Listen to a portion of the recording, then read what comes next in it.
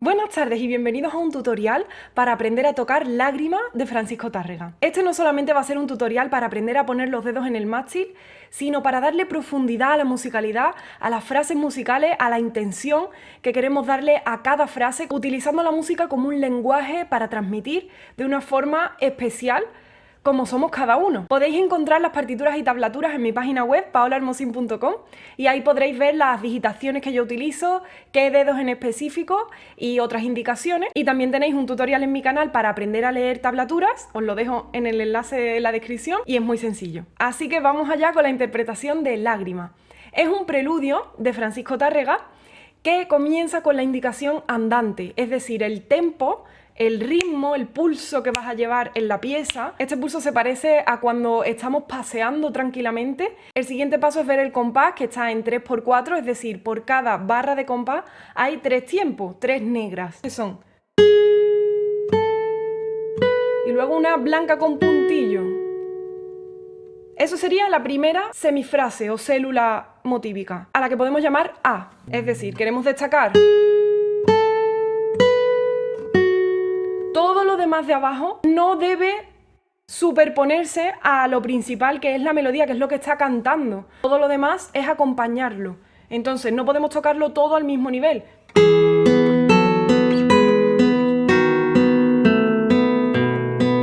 Es machacón, parece un martillo.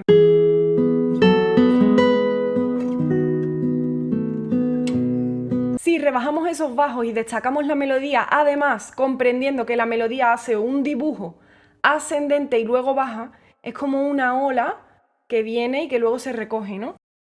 Hay como 3 escalones o 3 niveles en esa melodía en cuanto al volumen, que sería nivel 1, nivel 2, nivel 3, nivel 1. Nivel 1, nivel 2, nivel 3, nivel 1. Y ahora viene a continuación B.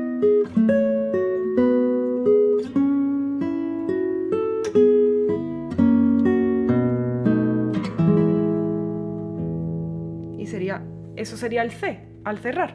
Por lo que tendríamos A y luego otra vez A. Es decir, no es una frase pregunta-respuesta típica, sino que reitera el motivo principal 2 veces, luego lo desarrolla con un B, que es lo que viene a continuación, y luego lo cadencia, es decir, una forma de cerrar esa frase con un C.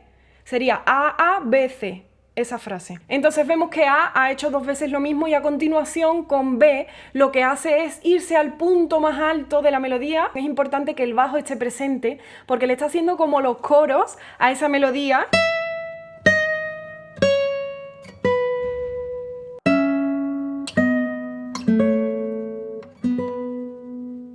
Y esa melodía que lleva el bajo a la vez que por arriba es la que sobresale para tener su propia melodía y contestarle a la voz aguda.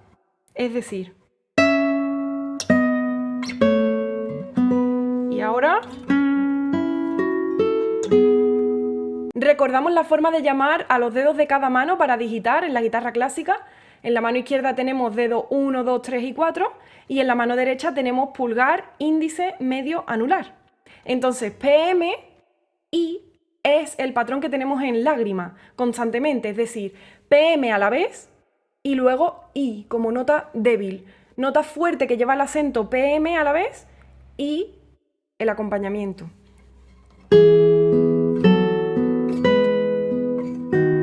Todo lo demás, aparte de, debe hacerse en un nivel más bajo que en el que hemos puesto esta nota. Más flojito. Para no estorbar y no quitarle protagonismo a la melodía, que es la que lleva en realidad la voz cantante, la que te está hablando. Es como si en una película al extra lo pones de protagonista. No le puedes dar ese papel porque el protagonista es el que te está contando su historia. Hay veces que nos estorban otras historias secundarias porque no están aportando nada a los sentimientos de la historia principal. Entonces, este patrón PMI lo volvemos a ver aquí en B. Y ahora este 3 se desliza abajo. Es importante mantener los bajos hasta la última parte de su duración, no solamente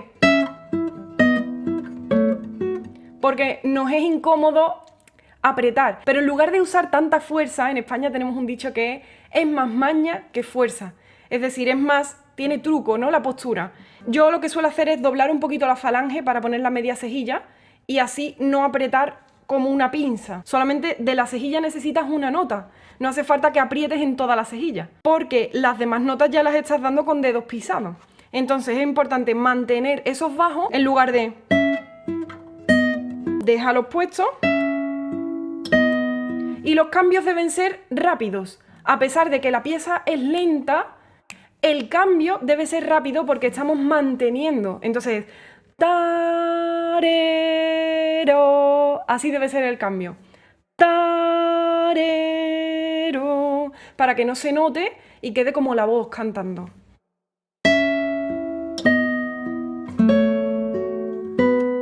Cuidado con no apretar demasiado porque movemos la cuerda al apretar y eso hace que desafine mucho la melodía. Sobre todo en estos trastes de aquí abajo de la guitarra se desafina mucho. No es lo mismo tocar aquí que tocar aquí. Aquí solamente se mueven estos dos dedos, no la cejilla, sino que puedes hacer este ejercicio.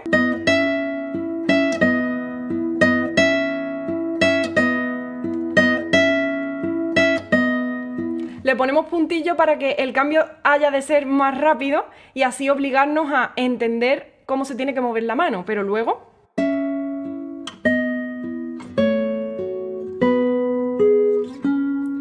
a mí me gusta hacer un pequeño glissando de aquí a aquí porque es como un bajo que está cantando de una forma bonita y lírica esa melodía. Aquí vibro. El vibrato ha de ser como el de los violines, que es así. Es decir, tú aprietas no aprietas excesivamente, solamente pones la nota de forma que suena y luego mueves la mano inclinándola. Yo no me agarro fuerte y hago cosas raras, sino que dejo que la mano se balancee sobre mi dedo. Es un balanceo suave. Depende del movimiento que le des al vibrato, así de rápido o de característico te va a sonar. Eso pasa como en la voz. No es lo mismo el vibrato de la Pantoja, por ejemplo, que es muy lento, que un vibrato de una soprano de ópera, por ejemplo, que es mucho más ligero, más rápido.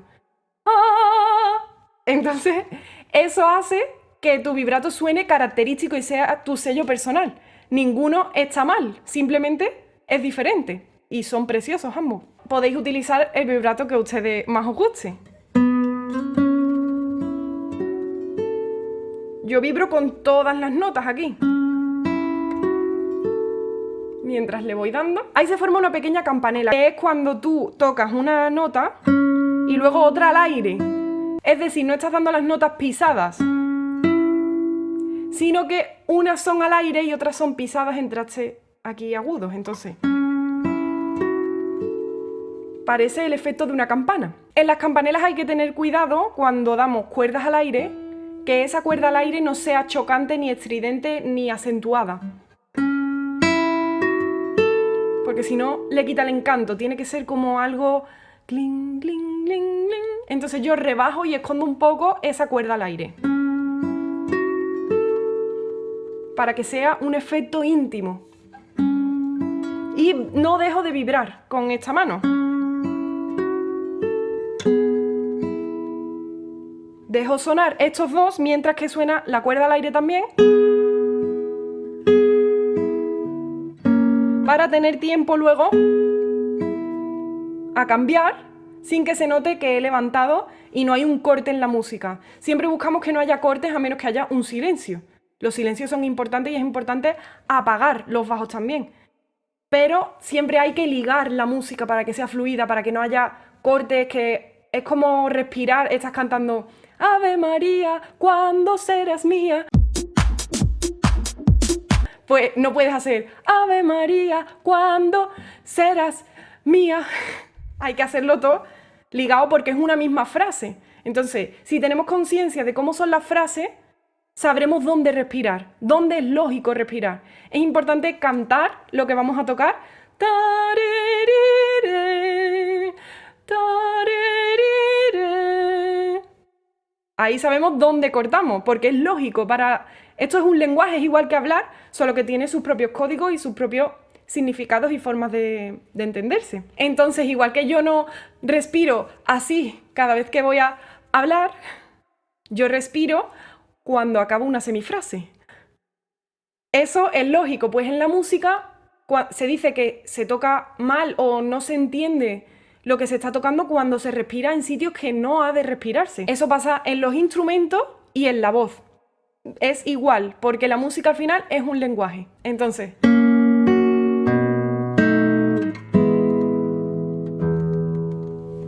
¿vale? Hay que mantener ese final, hay que cuidar mucho las cadencias, la forma en que acabas la frase, porque no es lo mismo decir y entonces descubrí que te quería.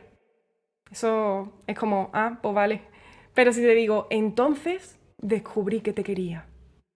Eso te ha llegado al corazón. Pues tocando es lo mismo. Hay que decirlo, hay que cuidar las palabras, hay que cuidar la forma en que lo dice. Si no, esto se va a convertir en un ejercicio de las Olimpiadas. Y esto no son las Olimpiadas. No quiero decir que las Olimpiadas no se comuniquen, por favor. Me encantan las Olimpiadas. Pero que no es un atletismo para demostrar capacidades físicas. Es transmitir más allá del cuerpo con las cosas que estamos tocando. Se repetiría. Y ahora viene la segunda parte, que cambia al modo menor. Esto se llama modulación al homónimo, porque es del mismo nombre. Homónimo, que es nimo, nombre, homo, mismo.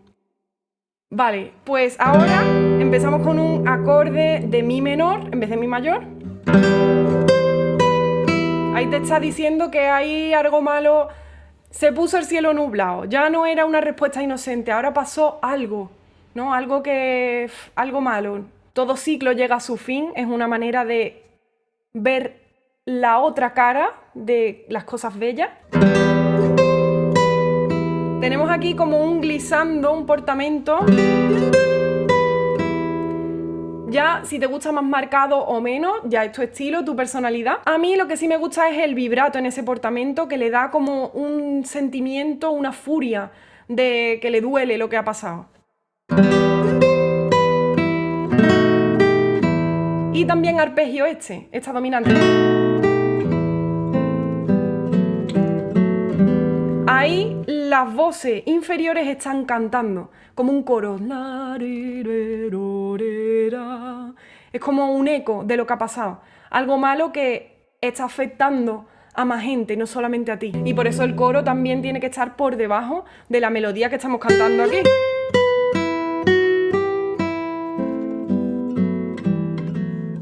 ¿Vale? Y ahora resurge una melodía arriba que se va contestando con un bajo.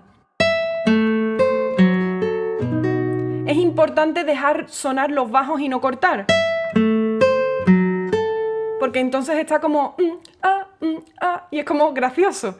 Y no queremos que suene gracioso, queremos que suene como en Lacrimosa de Mozart, doloroso. Entonces,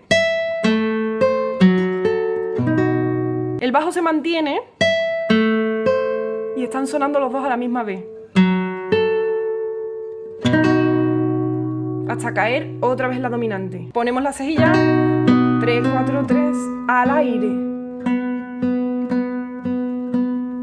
Hemos dado la misma nota pero en diferentes cuerdas y la segunda es al aire. Se forma una especie también de campanela que conecta con la siguiente frase. Y ahora ha empezado igual que, pero en menor.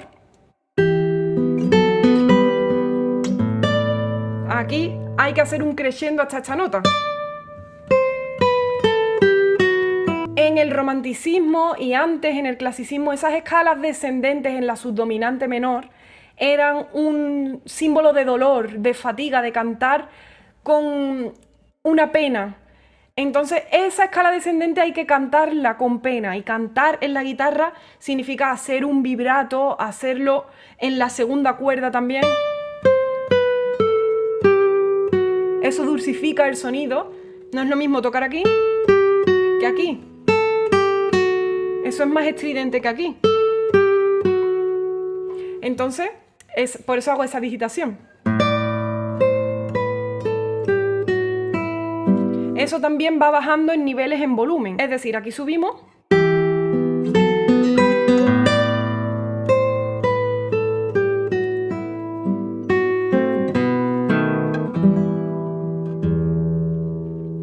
Y ya cadenciamos.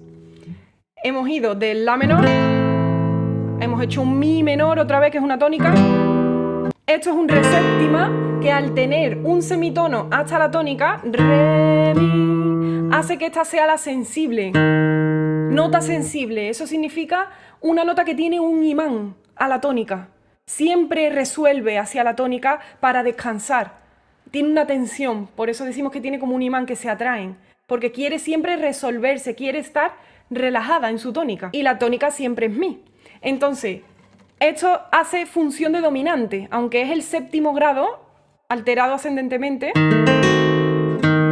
y quiere resolver a Mi, va a ser una parada en la dominante, que es Si séptima. Y ahora, Si, quinto primero, tónica. Entonces hemos hecho Re sostenido, Si séptima, Mi menor.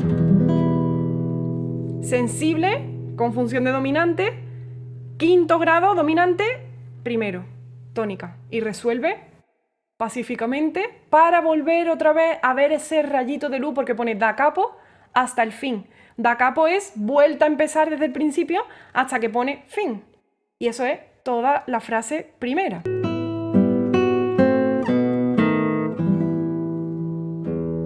A ese Mi no le demos un acento ni un... porque entonces es como más despertado del sueño. Y no queremos despertar, queremos seguir ahí soñando. Y vuelta a empezar ese rayito de esperanza que entra por la ventana. Piano, vamos creciendo.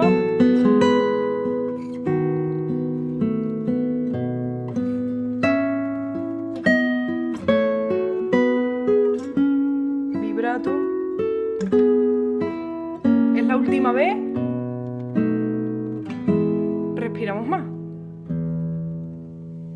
Y apagamos las cuerdas.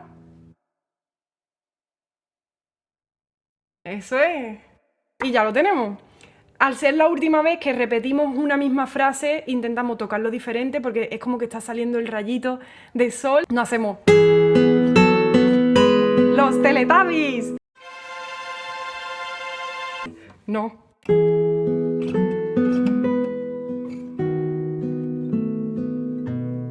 Ahora vamos creciendo, ya que es la segunda vez que repite la misma frase, la hacemos diferente. Y ahora fuerte. Y vamos decreciendo. Retardando.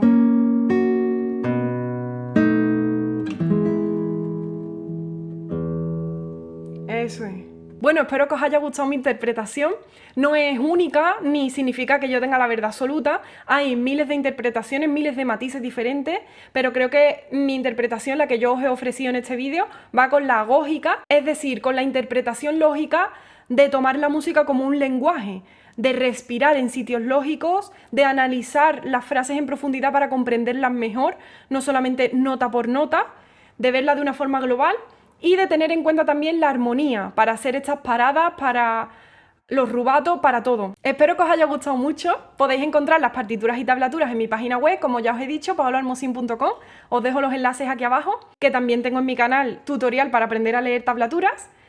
Os dejo las partituras y tablaturas con digitaciones para saber dónde van los dedos en los trastes, qué cuerdas tocar, cómo son las armonías, la división por acordes y la duración rítmica de cada nota y otras indicaciones como los crescendo, las dinámicas, el tempo. También puedes encontrar mi vídeo interpretando Lágrima de Tárrega para que lo puedas tocar a una velocidad real conmigo, y también te cuento más sobre la historia de esta pieza que puede mejorar tu interpretación en mi canal de YouTube. Te dejo los enlaces abajo en la descripción del vídeo. Espero que os haya gustado mucho. Si es así, puedes suscribirte, dar me gusta, coméntame si quieres otro tutorial o qué te ha parecido y comparte el link de YouTube con tus amigos. Muchísimas gracias por verlo.